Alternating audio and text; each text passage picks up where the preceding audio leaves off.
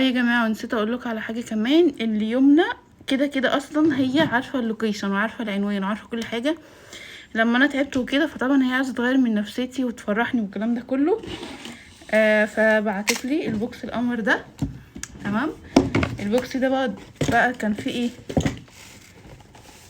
في العلبه دي. العلبه ديت اكتشفت اللي هي بعد ما فتحتها لقيت فيها السلسله دي اللي هي دي. وطبعا محمد بيهزر معايا امبارح راح قطعها اتقطعت يا يمنى. ما كانش قصدي والله. اتقطعت يا يمنى ومحمد بيهزر معايا. بصوا يا جماعه، تالين بجد بجد خطيره، وتسلم ايدك يا روح قلبي، انا بحبك قوي.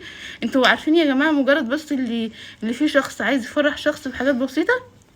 هي مش بالنسبه لنا مش حاجات بسيطه. وبعتت لي كمان دي، عشان ديت انا كنت بدور عليها انا وهي، اصلا بنشارك بعض في كل حاجه، فكنت بدور عليها. راحت هي اشتريت واحده وعملتها هي بايديها، عشان تعرفوا بس دي يمنى فنانه.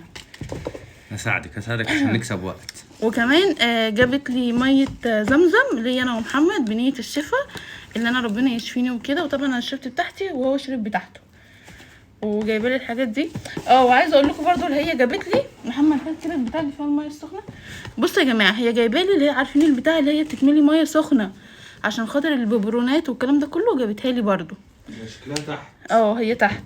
فبجد يا منى انا عايزه اقول لك ان انا بحبك قوي وبعشقك، وربنا يخليكي ليا. وان شاء الله اشوفك قريب في السبوع بقى، عشان عايزه اقول لكم يا جماعه اليوم عامله لي كل التوزيعات بتاعه السبوع بتاعتي بتاعه توته. فمجرد بس ان انتي عايزه تفرحيني، فدي عندي بالدنيا كلها، بجد عندي بالدنيا كلها. وبحبك قوي، فانا عايزه اديكي بوسه قبل ما اروح العلاج الطبيعي.